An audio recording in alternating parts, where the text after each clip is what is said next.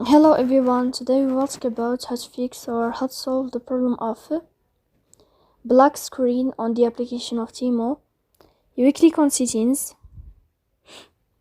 In this page you can click on apps, default apps, app settings. On above you can search about Temu app and you will enter. Then you can click on first stop and you can click OK. After that you'll enter to the window of storage. Here you can click clear cache. Don't click clear data because that can delete your account. In the end you can go to Play Store. You can search about Temu app. If you will find update here, then you can update your app. So please don't forget to support us by like and subscribe. See you next time in another video, and thank you for your attention and your watching.